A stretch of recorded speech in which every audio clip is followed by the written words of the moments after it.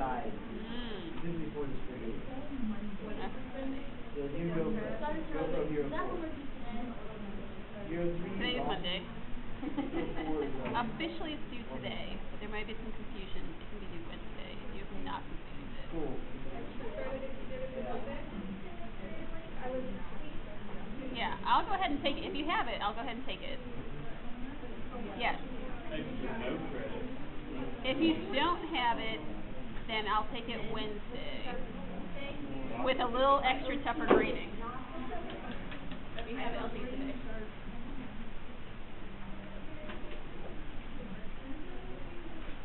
That's alright. We're getting all the pages, or all the pages, and I'll take it down. That's fine, you can talk for today.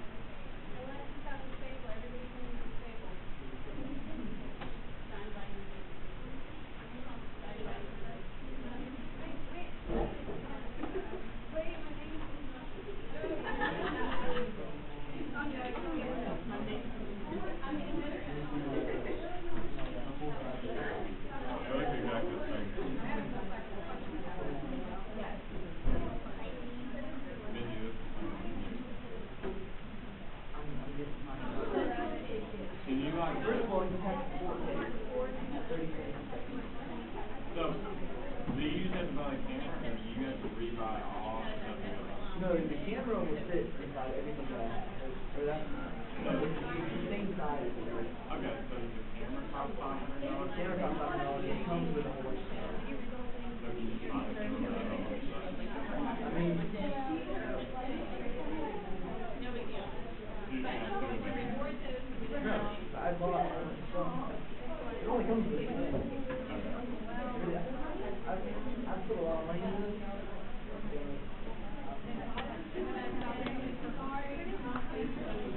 All right. So, looking at our things that are going on this week, we have lab today. So you'll come with your 2 lab questions, and you did not do your post-lab with me last week. Make sure you remember that. Your drill will 1 through Friday, so that you can talk to your friends, family, neighbors, whatever, about sports groups. And I'm going to post the video project guideline this week, because next week's lab is you getting together with your group and picking an idea and kind of trying to plan what you want to do the video project about. So by this time next week, you should hopefully have figured out who, it can be your secret topics group if that works well for you, or it could be some other combination of people. It should be probably more than 2 people, but no more than 6. More than 2. Questions about anything? No? Okay. Alright, let's talk about meat and all things meat. Well, good. I have some videos to show today also, so that maybe we can, go back and forth about how exciting meat is. Meat is exciting. I mean, we'll get to, I don't think, is anyone in here vegetarian? I didn't think so. No, we're all omnivores. Maybe. Yeah, maybe heavy on the carnivore side. Yeah. Fair enough. Alright, so when we are talking about meat, what all are we exactly talking about? Well,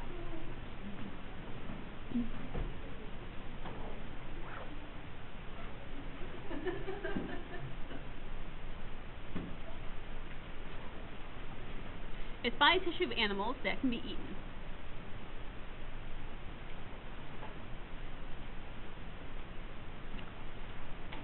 And so meat in general is going to fall into 2 gigantic categories.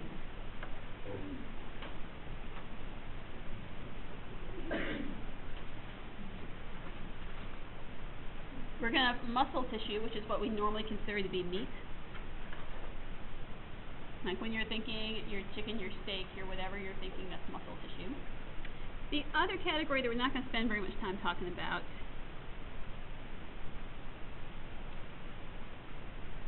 are organ meats. Sometimes called offal, O-F-F-A-L. That's pronounced offal. And so organ meats are everything from the liver to the kidneys to the brain to the intestines. Right, anything that's considered an organ. Heart, you could have cow heart, horse heart. Those are all delicacies in other countries. We're not going to... There's some homework questions about it, which I figured was more than enough coverage of how much you want to talk about it. So, we're just going to talk about muscle tissue, what we consider to be normal meat. Alright, so muscle tissue.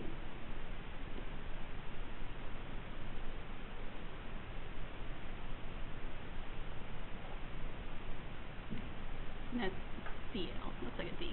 Muscle is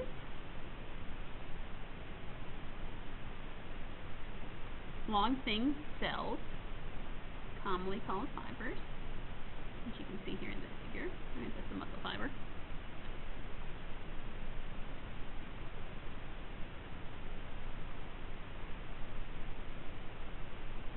It's made of two proteins,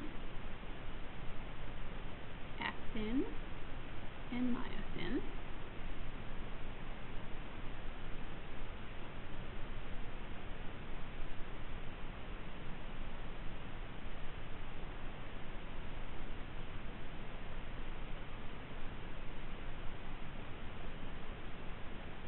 And these two proteins are interlocked.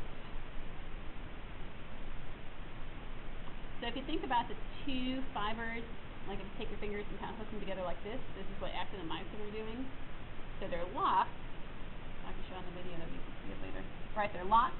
And when your brain sends an impulse, it's going to release it and hook onto one farther. So that'd be an extension if you want to lengthen your arm, going from this to this.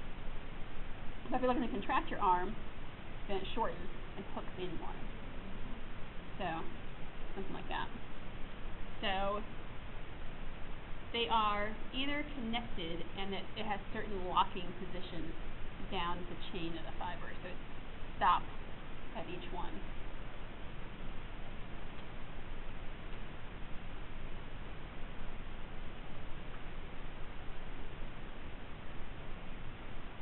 So impulses from the brain, right? Nerve transition, however deep you want to get into it. A thought from your brain goes to your muscles.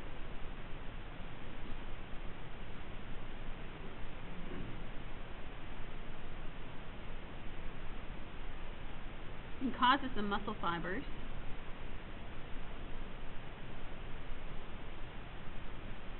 to slide past each other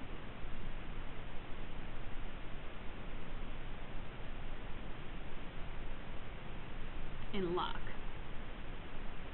So you can think about if they're contracting, they're going to slide past each other and lock in, or if you are lengthening your arm, they're going to unlock and find one that's farther away.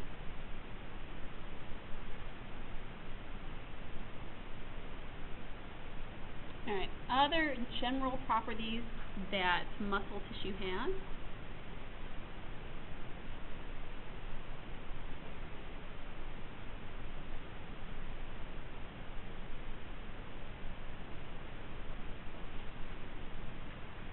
It's all going to have some combination of fat storage in it, fat stores. Right, there's different grades of meat, right? There's the really lean meat that has very little fat storage in it, and there's the less meaty, more fatty cuts of meat that have much more fat storage in it.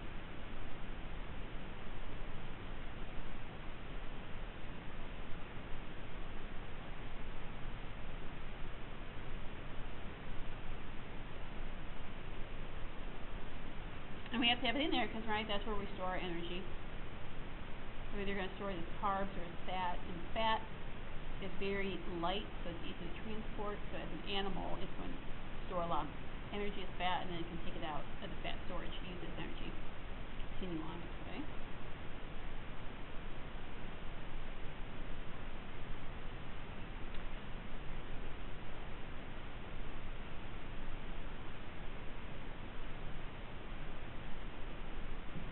And so the United States has about 1/15 of world population.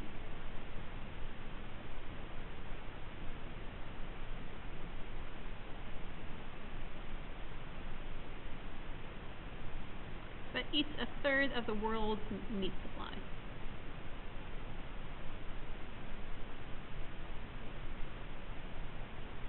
Which is crazy. I mean, probably most of us eat some sort of meat product at least 2 times a day, not 3 times a day, depending on what your breakfast choice is, which is very unusual for the rest of the world's population, which is why we spend a lot of time talking about meat in here. We're going to eat a lot of it. Alright, I think that's all I have for in general meat topics. Let's talk about structure and qualities of meat.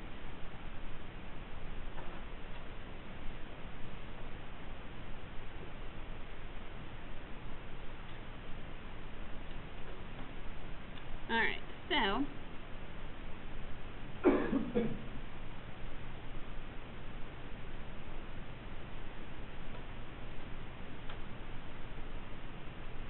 so most meat is still water weight. About 75% of any cut of meat is going to be about 75% water. Around 20% protein.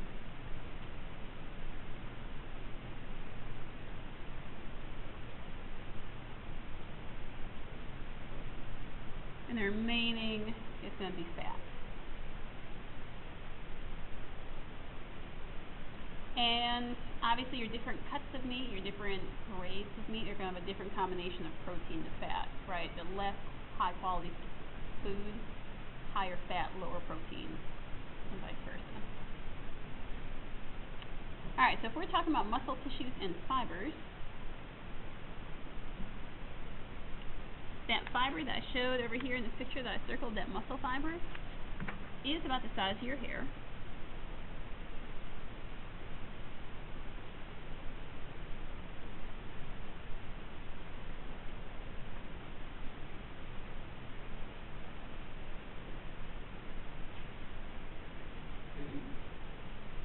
Alright, so single muscle fiber is about the width of your hair. And a muscle fiber is as long as whatever muscle you're thinking about. So if you think about your arm muscle, it goes, wrist to elbow, or goes elbow to shoulder.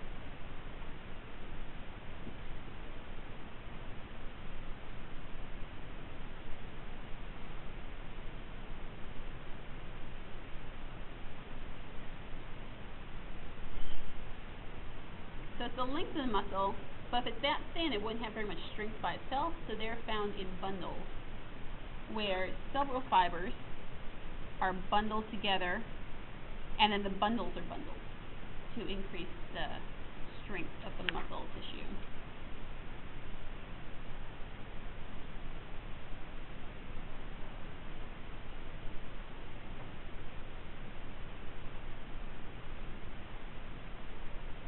So the fibers are bundled together, and then bundles are bundled.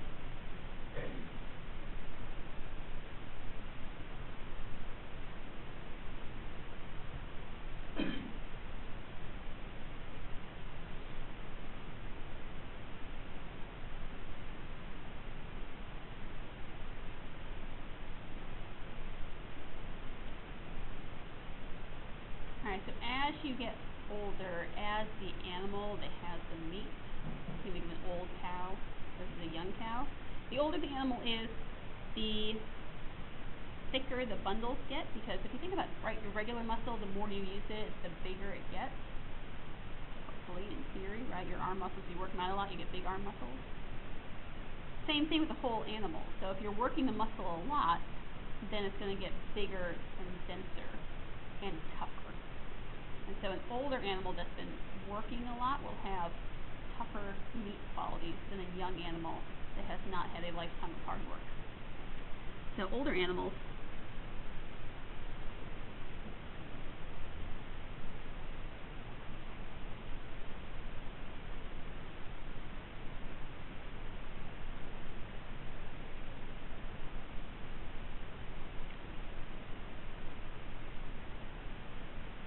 will have tougher, larger bundles of muscle fiber. And so, obviously, you just have to use different cooking techniques for that style of meat than you would for other styles of meat, which we'll talk about here in a little bit.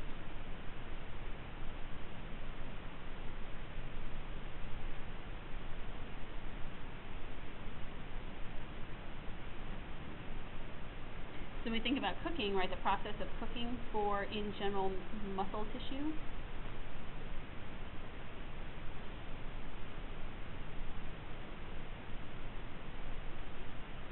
is if you just let your piece of meat sit on the charcoal grill forever, right, it's going to be really, really dry and hard. And it's because you've cooked out all the water. So the process of cooking cooks out the water and kind of breaks apart the muscle tissue.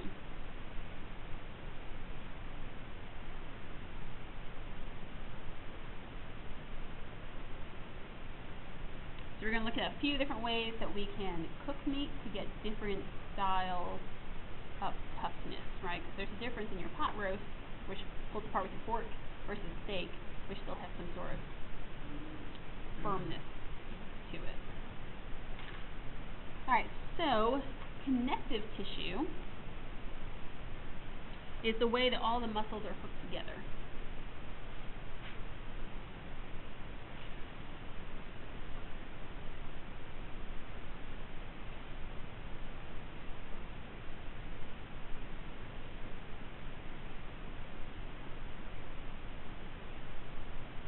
So the connective tissue is what bundles together the fibers.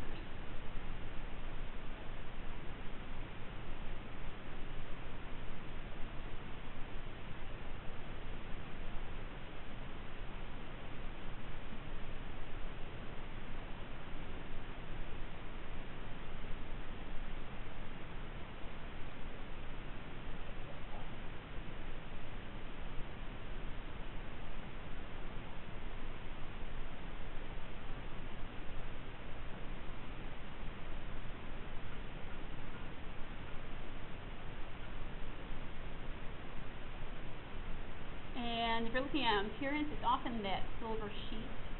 Like if you're cutting apart a piece of meat, there's like this piece of like, not fat, it's kind of like white and kind of tough piece of something in there. That's connective tissue that's holding together a big bundle. Or sometimes like if you're eating chicken, you'll run into like a thick, chewy, round piece that's a tendon.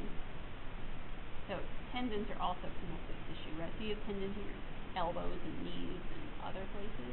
Same thing, like chickens and beef have them also. So they're going to be like round pieces. And sometimes you have a chicken breast piece that like sticks out the side, kind of weird. That's just a tendon.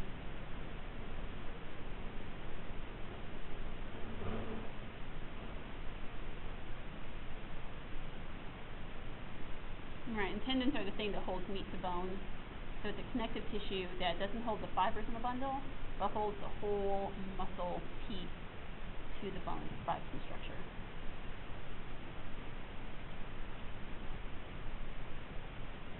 Alright, connective tissue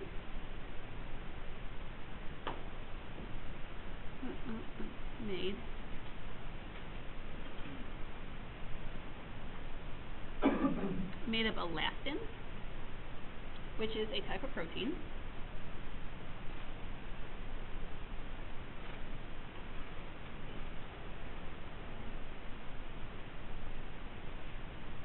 That looks crazy. A and S. Alright, so made of elastin. Elastin is a type of protein.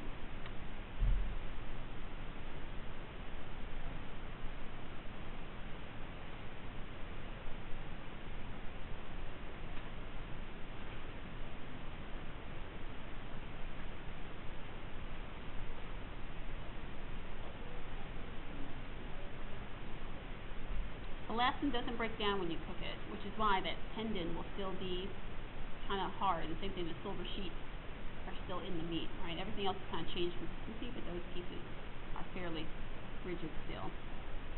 The other type of connective tissue, so elastin is one type of connective tissue. The other type of connective tissue is collagen.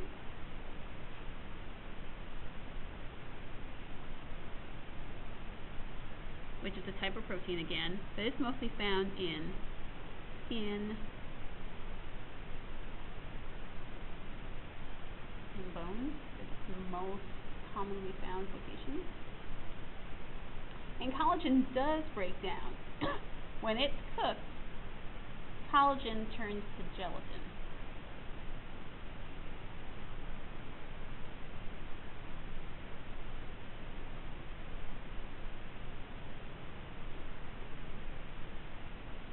do we most often think about finding gelatin? What commercial product? Jell-O. So originally Jell-O was gelatin from animal sources. Like if you cook bones and skin for a long time, it'll start to excrete gelatin, which you can then use to solidify other things. It's not anymore. Like you'll hear, like, you've gone to Snopes, right? It's Jell-O made from horse hooves. At one time, you could get gelatin from just boiling horse hooves for a really, really long time. They don't do that anymore. It's just artificially made. But it's the same thing. Gelatin comes from cooking skin and bones for a really long time. And getting this material that then you can use to re-solidify other foods.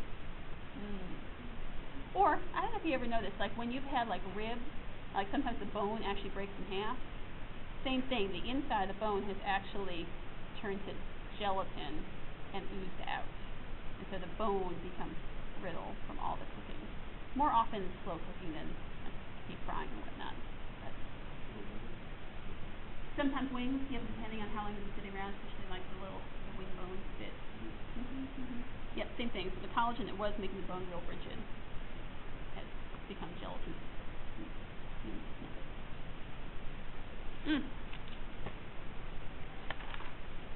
Questions so far? You guys seem pretty pumped. Don't worry, I have videos coming up. That should help.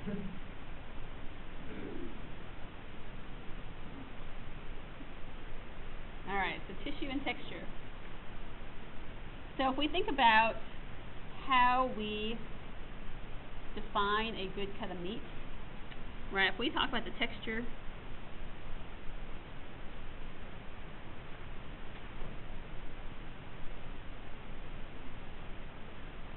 right, dense, right, it takes some effort to chew through it.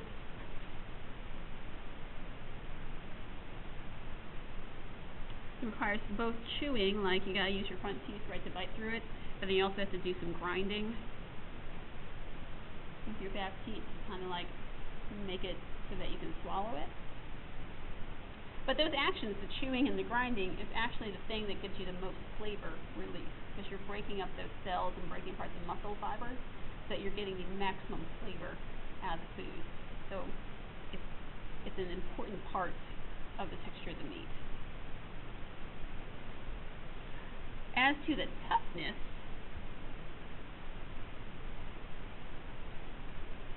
alright, so how much work it requires you to like chew it, cut it even, and grind it up.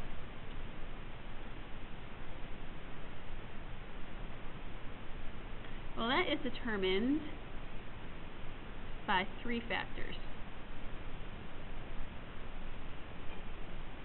The age of the animal, right? So if it's older, the muscles are tougher, they're thicker, they're going to be harder to grind up.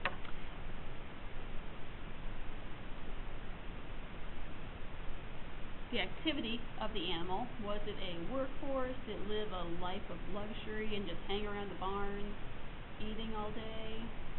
I'm imagining there's animals out there. They're more like pets, I guess, than actual farm animals. And the third is where on the body the cut of meat is from. So if you're thinking about a cow, what are the parts of the animal that will be used a lot? Legs, right? The legs, probably a lot. Stomach, maybe, yeah. Jaw, neck, right? To hold up that huge head. The back and ribs, sometimes, depending on what it ends up doing. But yeah, so like there's different parts of the animal that are going to be used a lot, especially the legs and the neck. So those are going to be tougher cuts of meat than like the butt part of the cow, not a tough cut. The tenderloin, which is actually inside the rib cage. So it's one of the things, it's just found in between the rib cage and the back. So it's not actually doing any heavy lifting. That's supposed to be a real good cut of meat. And then some of the ribs will be like the New York strip and stuffer from this part of the animal. It's not doing a lot of work. So what we consider the fancier parts of meat are the ones that have a lot of tender muscle and not a lot of fat. And those are going to be found in very specific parts of the animal.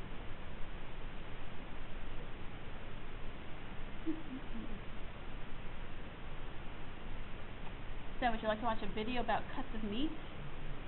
How squirmish are you with looking at a carcass? Not bad? No, it's already carcassified. Carcass? Yeah, it's already dead and it's just hanging up. Give me just a minute to find it.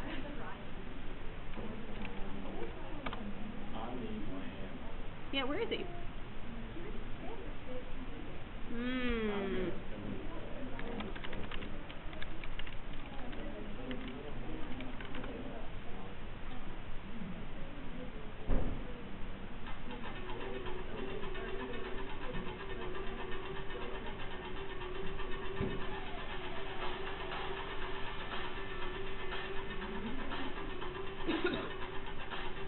There is State Meat Lab. What we have here is half of a beef carcass. After slaughter, in the slaughter process, we split a beef carcass in half so it chills down quicker and it's easier to handle. So we have one half of a carcass. The carcass then is split to half again, and so we have quarters. We have a hind quarter and a fore quarter. You see, so we have half of a half. So I'm going to start at the top of the carcass would actually be the back of the animal. So up the top, that would be the back leg of the animal. And the very top of that would be called the shank, or the hind shank. The large piece of the carcass just underneath that is called the round. And from the round we get a lot of roast or round steaks and things like that. This part right here then is the start, or from here to here is called the loin. And the loin actually has two parts. This sirloin, we're going to have sirloin steak, and then this is the short loin. And we can do one of two things with this. We can get strip steaks, like New York strip or Kansas City strip steak, or we can get T-bone porterhouse steak. And the way we get those two cuts is the tenderloin is hidden under here, underneath. This is the internal fat. So the tenderloin starts up here, and it runs all the way down and gets smaller as it comes forward. We can pull that tenderloin out and get filet mignon, or we can leave it in and then cut T-bones and porterhouses. So you can't get both tenderloins or filet mignon and T-bones out of the same side of the beef. You have to choose one or the other. When dishing, as we work our way down, we have this portion right here, which is the flank. Now, out of the flank, we get the flank steak, will be the common cut, and then a lot of trimmings come out of here that would go into ground beef production. At that point, then we've moved from the hind quarter into the fore quarter. A couple things to show you in the fore quarter. Right here, we have skirt steak. So this is our fajita meat, our very traditional fajita meat. The portion from here to here is called rib. And this is our ribeye steaks or prime rib, come from this location right here. Now, we'll cut through the actual beef ribs right here, and when we take this portion of the ribs off, this is called our beef back ribs, and then short ribs are the rest portion of the beef. So where we remove the rib, this portion here is called the plate. Plate is almost exclusively used for trimmings. It ends up in ground beef or other processed beef products. The rib then ends about here. There's two cuts to the left. The chuck, which is this portion, and the brisket, which is down here, and then the portion. The chuck then would be commonly used for our chuck roast. Some ends up in ground beef, or we can get some chuck steaks, as well as what's called arm steaks. And everybody, if you're familiar, the flat iron steak actually comes from right through here as well. So if you've heard the flat iron steak, that's from this part. There's actually two parts of the chuck roll, and then the quad, which has the flat iron. The other part here then is the shank, which is going to end up almost exclusively in trimmings, with the odd exception of the crosscut shank or the osso buckle from beef. And then this is the brisket, which of course is, for the most part, going to end up in barbecued or smoked brisket as well. And then the last part is the neck portion, which is going to be taken apart, and the lean is going to be used for ground beef or beef trimmings. It's called whole carcass.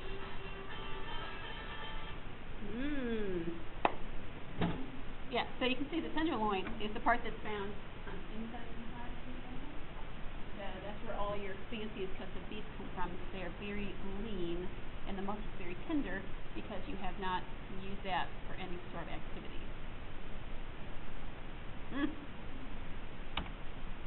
I have another video coming up later. Yay, more videos.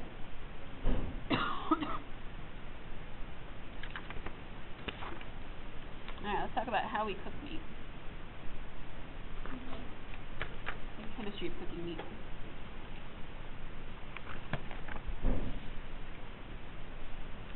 Alright, has anyone eaten raw meat? Steak tartare? No. It is an option. Well, no, because that falls into the fish category. This would be like beef and chicken. You can technically eat raw beef and raw chicken, like you can eat raw fish. Most people don't, but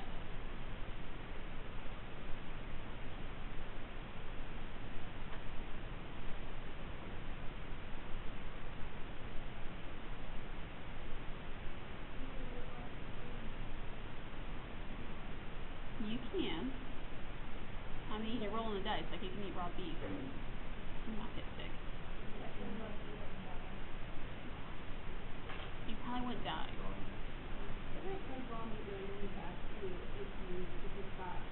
Salmon. Right, and so if it's prepared correctly, kind of like salmon, like technically you could get real sick from bad salmon. And so, as long as the chef is preparing correctly, it's fresh, it's been washed, and he's been cleaning his hands fairly often, you should be fine. Yeah, I mean, I probably wouldn't do it myself because I don't trust myself.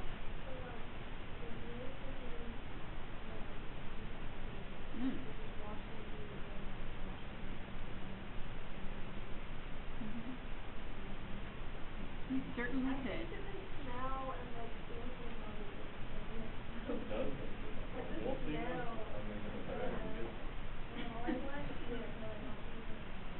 You would not die. You would not die. So, you really, it should be fine. Now, if you're really concerned, you could always, like, get a pot of hot water and, like, stick it in for, like, a second. Like, just enough to kill whatever bacteria are on the outside. Because if it's truly fresh, there shouldn't be any bacteria on the inside. It's new. So if you just put it in a pot of hot water for like a second or two, it'll kill everything on the outside. The inside will be raw. You can certainly try it. So rare, oh, we're getting to that. So rare is when the outside quarter inch has been seared all the way around, and the inside is cool to the touch. Now there's a level below that called blue, where it's less cooked than rare, and that the inside is cold. That they have done like one side, other side service. The inside is still refrigerator cold. Why do they have all this discount? Because if you do get sick, we're in a lawsuit, Captain Society, and you would sue Outback, even though you chose it yourself. So they have put it on their thing. FDA says it's safest if it is safest if it's cooked all the way through, but you certainly don't eat it super raw. In fact, raw. You can eat it raw.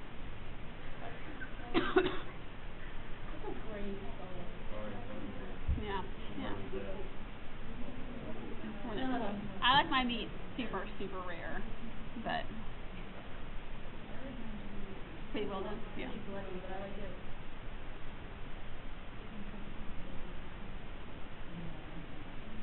Alright, so raw meat would have a salty flavor because you haven't done anything to it, right? It's just all the salt that's normally found in the meat, so it's going to be salty and kind of chewy.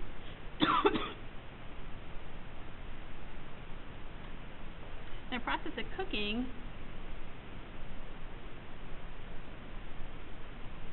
alright, damages the muscle fiber.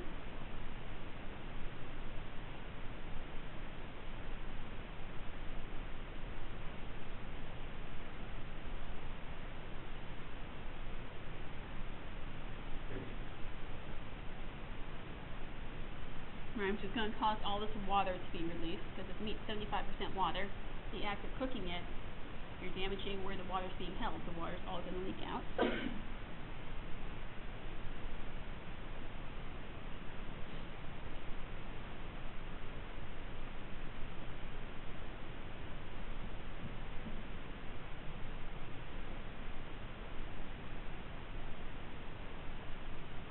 And the fluid is what is mostly the flavor-containing portion of the meat. So by damaging the muscle fiber and releasing that fluid, you're going to have a more intense flavor. So raw meat doesn't have a strong flavor.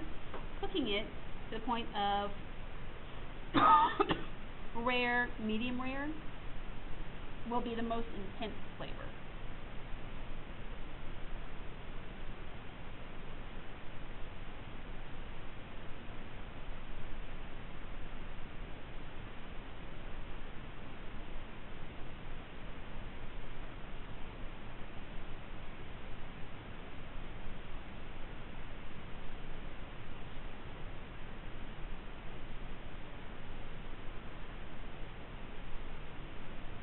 So once we get past medium rare into like medium well and well done, you have cooked all the water out of the cut of meat, and you're now to the point where the meat's starting to dry out. And so it's usually less flavorful.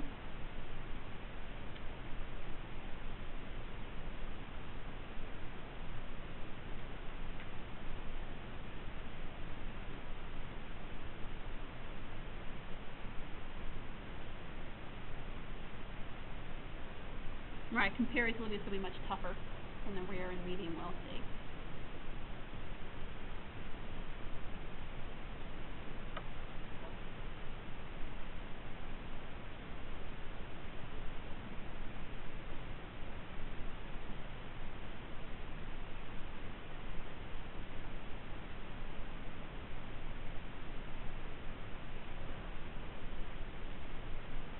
And you see that some of the flavor molecules have started to break down just to cook it so long that the molecules that were giving it some of the flavor, which we'll talk about next week, they've started to break down. And so you're not getting a flavorful dry. They wouldn't like well done meat, like to the point where it's gray and kind of hard. My parents love well done, like to the point where it's like unrecognizable that it's still meat. They're so concerned, like Jordan's parents, they're so concerned we're going to all get salmonella. They cook it to the point where it might as well just be shoe leather. That it's just not really edible. I don't think so. Oh, yeah, the char is different. I don't know. Jordan.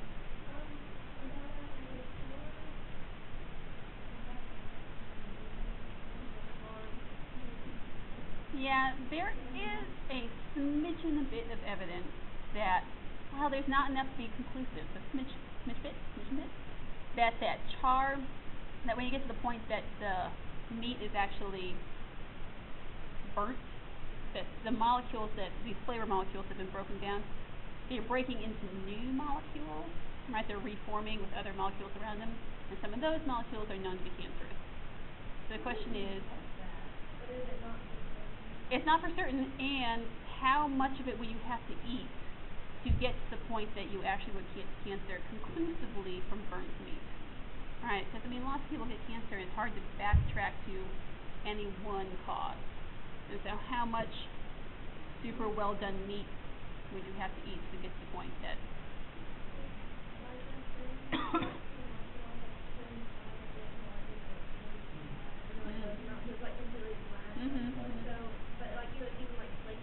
Yeah. That's the thing, like, I mean, like a lot of other things, that it's probably not great for you to eat it like that. That's probably not the worst thing you're going to eat. Right? I mean, on the scale of things that are terrible, right? I mean, the burnt stuff is going to potentially maybe cause cancer in like 20, 30 years versus eating 60 bags of potato chips every day, which is your, fat content, so your arteries are hardening up right now. So, I mean, the trade-off as to what is the worst option. So. Those places will even advertise like the option of right? Correct. You have to specifically ask for it. There's one place that I went in Canada, and it was like in the national park. Yeah, And yeah. they're like really food companies. Yes, And yes. they advertise it too. Yeah. And I don't know if you like that, but And it depends on the cut of meat, because, I mean, like, obviously we're mostly talking about cows. This also applies to when you're eating elk and deer and any of those red meat animals. Moose steak, surprisingly tough. Yes, buffalo. Right, and so buffalo is not good when it's cooked like this because buffalo has so little fat in it that it really does go from like tasty to inedible pretty quickly. But the fat, right, will melt at a higher temperature, then the meat will break down and provide some moisture to it. And if you have a completely lean cut of meat and you cook it well done, you've wasted your money, is my feeling. Honestly, some people like their meat really, really, really well done. Alright, we'll watch one last video for today on the Maillard reaction. Let's see if I can find it.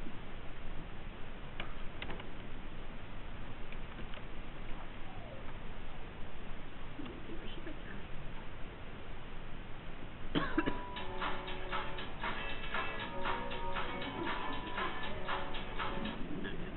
Enough that craziness. Hi, I'm Dr. Kiki Sanford, and today on Food Science, we're going to show you what steak, coffee beans, caramel, and toast have in common. Okay, the video's really cheesy. Throwing it out there. So what do steak, coffee beans, caramel, and toast have in common anyway? They all gain special odors and flavors when they're cooked because of a special process called non-enzymatic browning. There are two kinds of non-enzymatic browning reactions that take place because of the sugar: caramelization and the Maillard reaction. Caramelization is the interaction of sugars with sugars. Which we're going to do today in The Maillard reaction is the interaction of sugars with amino acids. I'm not going to do The today. most basic caramelization in the kitchen is the melting of sugar into a syrup. It's easiest to caramelize sugar if you use water. The water like we're going to allows do more today. even heating of the sugar. It reduces the possibility of it burning, and it also helps out the chemical reactions that are taking place.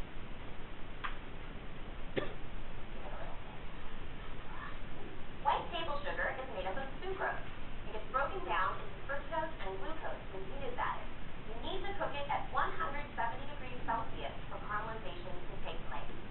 Fructose and glucose are reducing sugars. That means that they give some of their electrons to other molecules. As they break apart into smaller components due to heating, their tendency to donate electrons leads to totally new compounds. Some of the compounds give the developing caramel its color, while others deliver its flavor or aroma. Diacetyl gives off a buttery flavor. Furan is nutty, and acetaldehyde lends a rum or a sherry component. Caramelization, in addition to requiring heat to get started, actually produces heat as it develops. The chemical reactions are thermogenic in nature. So it's probably a good idea to keep an eye on the temperature of your caramel so you don't end up with something all bitter and burned to the bottom of your pan. But what about other kinds of foods? You've probably heard of or even tried caramelizing onions at one point or another. The truth is that caramelization does take place. This onion is full of sugars, but it also contains amino acids, which means that the Maillard reaction should take some place. When heat is added to the onion, the carbohydrates in its cells start breaking down. The carbonyl groups, that's carbon atoms double bonded to oxygen, start binding with the amino groups of the amino acids. And then you get caramelization plus the Maillard reaction, and it's masses of Maillard caramel fun. When you sear a steak, it doesn't seal in the juices. The Maillard reaction is responsible for making it taste better. The high heat causes amino acids in the surface of the muscle to form new compounds with carbonyl groups in the carbohydrates and other compounds in the muscle. Because of caramelization and the Maillard reaction, new compounds are formed which are responsible for the delicious flavors and odors of seared steak, caramelized onions, and even toasted bread. But remember, it's not just food. It's science. What is it? It's science. I don't know. What is it? It's science. Can I be more like her? Maybe. Yeah, with my LOL necklace. I need to change my name, obviously, to something more trendy. So, this afternoon in lab, we are going to be doing the sugar portion, like she talked about. We're going to be making caramel from sugar. You can, we'll talk about it in lab, but yeah, you can definitely taste test it. Because the beakers, now you have to use the beakers that I am bringing. They have never been used for chemicals. So, if you are out of a beaker, let me know, and I will get you some fresh, clean glassware that's never been used for anything other than eating. that would make you terribly sick. So we're going to watch sugar go from melted all the way to caramel. So try and burn yourself either. So if you don't have closed-toe shoes on, which it looks like everybody does, good. In that case, I will see you in about an hour.